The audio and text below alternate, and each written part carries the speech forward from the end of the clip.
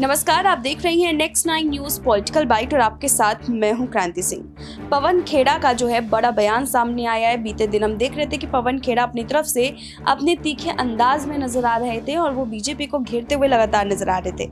इस बार बीजेपी को तो घेरा ही है, अमित शाह के ऊपर जो है स्पेशली उन्होंने कुछ शब्द कहे हैं, वो सुनना आपके लिए बेहद जरूरी है। सुनिए जरा।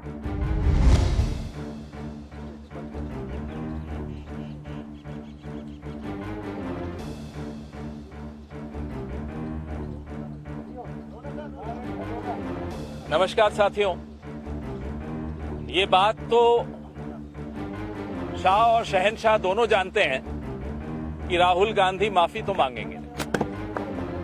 बॉस क्या कर रहे हो? हेलो। ये बात शाह और शहनशाह जानते हैं कि राहुल गांधी माफी नहीं मांगेंगे, लेकिन मुझे व्यक्तिगत रूप से बड़ा खेद होता है जब भारतीय जनता पार्टी के प्रवक्ता सुबह सुबह नींद भरी आंखों में बिना नहाए बिना तैयारी किए आप लोगों को परेशान करने आ जाते हैं। क्योंकि जो परंपरा रही है भारतीय जनता पार्टी के प्रवक्ताओं की, वो तो ये रही है कि दिन में व्हाट्सएप को रिचार्ज करते हैं और शाम को अपना अधकचरा ज्ञान टीवी पर आकर बांट देते हैं। चलिए, कुछ भी करते हैं, वो बेचारे मेहनत तो करते हैं, अपने बॉस की तरह प्रेस वार्ता से बच के भागते तो नहीं है, प्रेस कॉन्फ्रेंस तो करते हैं कम से कम। लंदन के वफादार हमारे स्वतंत्रता सेनानियों के खिलाफ मुखबरी करने वाले 9 बार नाक रगड़कर इंग्लैंड से माफी मांगने वाले, वाइसराय से पेंशन लेने वाले हमें देशभक्ति का ज्ञान देते हैं, वो भी सुबह सुबह आकर, तो हंसी आती है, रोना भी आता है, दुख भी होता है कि इस लोकतंत्र की क्या हाल कर दिया। अब जो मैं ये लोकतंत्र के हाल पे यहां कुछ बोल रहा हूं, तो ये तो लंदन में भी जा रही होगी बात, अमेरिका में भी जा रही होगी बात, लेकिन हमारे ये व्हाट्सएप नर्सरी के छात्रों को शायद इसका ज्ञान नहीं है। सरकार के कामों की आलोचना करना देश की आलोचना करना नहीं होता। सरकार देश से बनती है, देश सरकार से नहीं बनता। यह बात शाह और शहनशाह और उनके तमाम वजीरों को अच्छी तरह से समझ लेनी चाहिए, और उनके जो भोंपू मित्र हैं उनको भी समझ लेनी चाहिए। लोकतंत्र पर, देश की स्थिति पर अगर ये तमाम चर्चाएं यहां हिंदुस्तान में खुली हवा में होती रहें, यूट्यूब और ट्विटर के माध्यम से प्रसारित होती रहें, उससे लोकतंत्र मजबूत ही होगा, कमजोर नहीं होगा। जैसा कि मैंने पिछले हफ्ते आपको कहा था, चर्चा से लोकतंत्र कमजोर नहीं होता, चर्चा बंद कर देने से लोकतंत्र कमजोर होता है। और हम चर्चा करना चाहते हैं। शाह और शहनशाह दोनों को मैं एक सलाह दे दूं कि आप लोकतंत्र के किराएदार हैं, मकान मालिक नहीं है। मकान मालिक देश की जनता होती है, तो आप अपने आप को किराएदार मान के चलिए। आपसे बड़े बड़े लोगों को, आपसे कहीं बड़े कद में कहीं बड़े लोगों को इस पद पर बैठाया है जनता ने, और पद से उतारा भी है जनता ने। तो हाथ जोड़कर आपसे नम्र निवेदन है कि किराएदार की तरह रहिए, मकान मालिक बनने की कोशिश मत कीजिए। वैसे ये ड्रामा क्यों हो रहा है भारतीय जनता पार्टी, आप तो जानते ही हैं क्यों हो रहा है, लेकिन आपके माध्यम से लोगों को भी हम बता दें कि ये ड्रामा हो रहा है क्योंकि राहुल गांधी प्रधानमंत्री के दोस्त के कारनामों पर प्रधानमंत्री से जवाब मांग रहे हैं। और घबराई हुई भाजपा रोज नया नया शिगुफा छोड़ रही है, रोज आपका ध्यान बंटवाने की कोशिश कर रही है, रोज आपका ध्यान भटकाने की कोशिश कर रही है, रोज सवालों से बचने की कोशिश कर रही है। और ऐसी स्थिति न पैदा हो जाए कि संसद में प्रधानमंत्री बैठे हों और राहुल गांधी खड़े होकर फिर से अदानी जी का नाम ले। ये घबराहट है। असली ड्रामा जो हो रहा है वो इस वजह से हो रहा है। हम फिर जानना चाहते हैं आप जेपीसी का गठन क्यों नहीं करते। हम फिर जानना चाह रहे हैं कि आप जब राहुल गांधी गौतम अदानी का नाम लेता है संसद में, हमारे मल्लिकार्जुन खड़गे जी जब नाम लेते हैं, तब आप वो शब्द क्यों एक्सपंज कर देते हैं, तब क्यों आप कार्रवाई से वो शब्द निकाल देते हैं?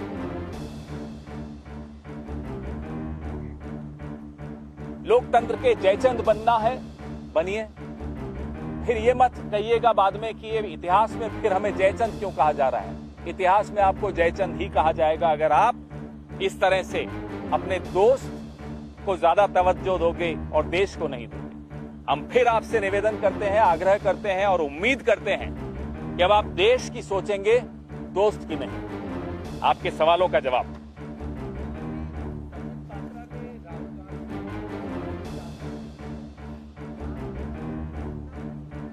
उसका जवाब उन्हें बहुत जल्दी मिलेगा और ऐसा करारा जवाब मिलेगा।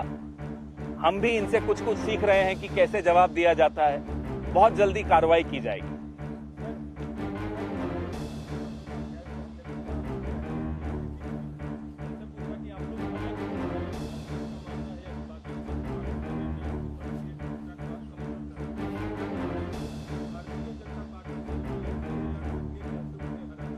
देखा हमने देखा गोवा में उनके कितने सीटें आई, हमने देखा नॉर्थ ईस्ट में कितना भारी उनको बहुमत मिला। हम देख रहे हैं वो जहां जहां लड़ते हैं झंडे गाड़ देते हैं। मजाक करने की अब एक सीमा हो। ठीक है, आप दबाव में होंगे, ठीक है, एजेंसीज का आप पर दबाव है, हम मानते हैं। हम पर भी कोशिश की गई थी एजेंसीज का दबाव डालने की, हम दबाव में नहीं आए, आप दबाव में आ गए। स्पष्ट तौर पे कहिए कि हाँ, हम दबाव में आ गए। लोग आपको सम्मान की दृष्टि से देखेंगे कि आप कम से कम और कुछ नहीं हो, हिम्मत नहीं जुटा पा रहे शाह और शहनशाह से लड़ने की, तो कम से कम ये बताने की हिम्मत जुटा पा रहे हो कि साहब हम डर गए।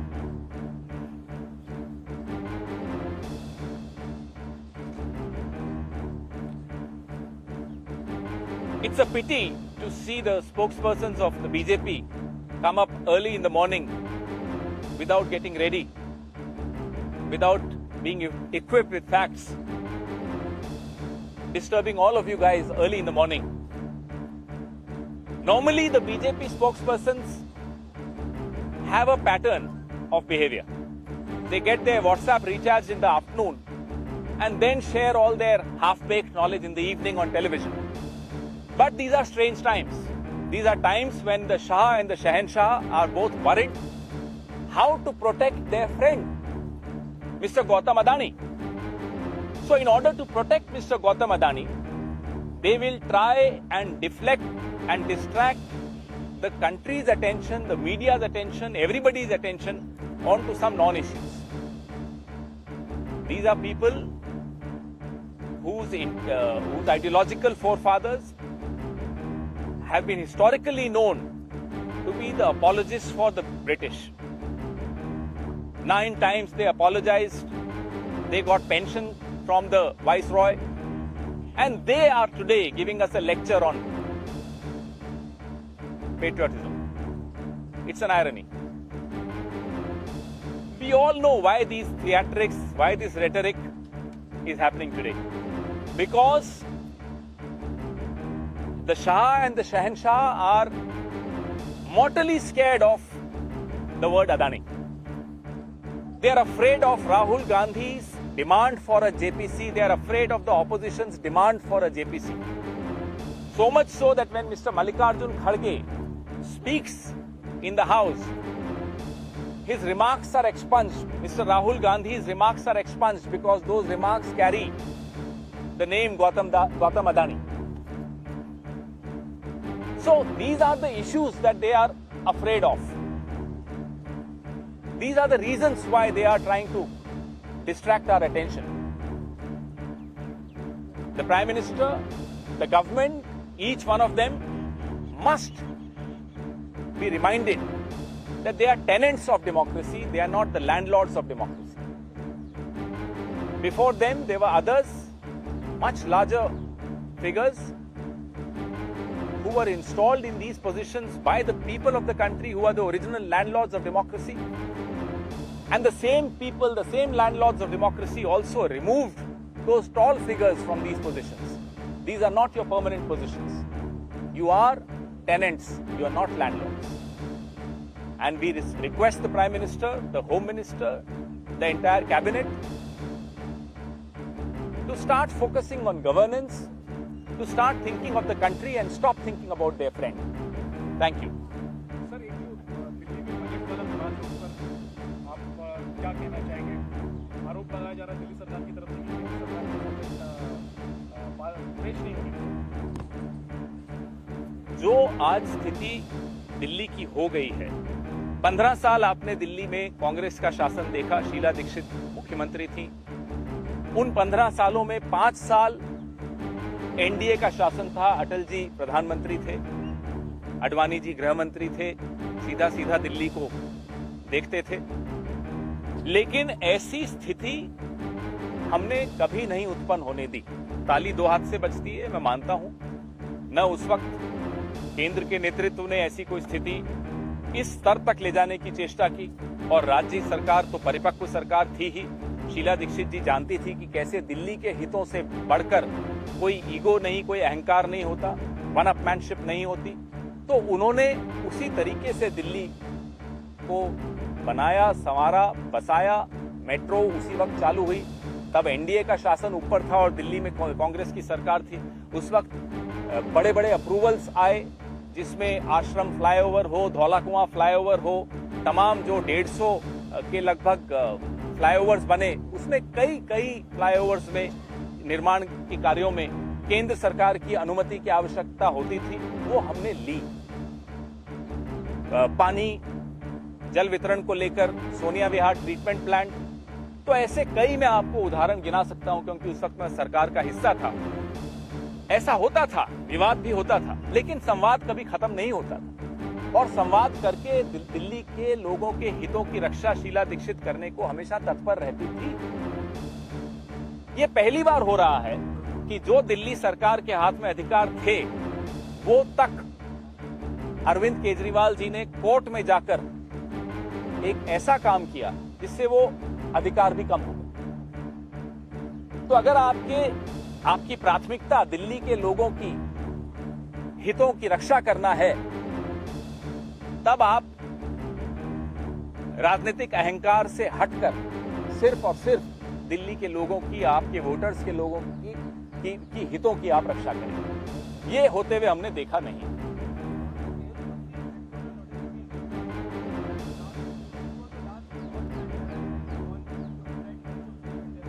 You can ask people who are trying to protect another friend, how did this happen? This calls for a sustained campaign against this government so that we can expose them on all the tall claims that they had made about Mehul Choksi. So it so happens now that another man who was known to be close to the establishment has managed to get away, to go scot-free. Sir, मैं पूछना चाहता हूं, क्या ये दूरदृष्टि लगती है, बहुत गंभीर मामला है कि बजट पेश नहीं कर पाई? देखिए, गंभीर तो है, भले ही नूरा कुश्ती भी हो तो भी गंभीर है, क्योंकि लोगों को इसका खामियाजा भुगतना पड़ता है, दिल्ली की जनता को इसका खामियाजा भुगतना पड़ता है। तो आप नूरा कुश्ती करते हैं, कभी आप पति पत्नी और वह बनाकर उनको पेश करते हैं कि चलिए साहब, कांग्रेस को अगर नीचे दिखाना हो, नीचा करना हो, तो आम आदमी को इस्तेमाल कर लो। ये चलता रहेगा, ये करते रहें। लेकिन दिल्ली के लोगों ने आपका क्या बिगाड़ा है कि आप उनको सजा देते हैं? ये दोनों से सवाल है मेरा। सर, एक और सवाल, आम आदमी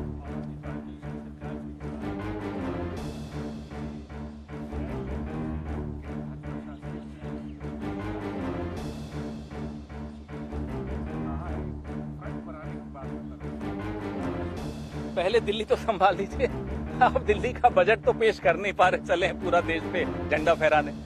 यही हैरानी की बात होती है, हंसी भी आती।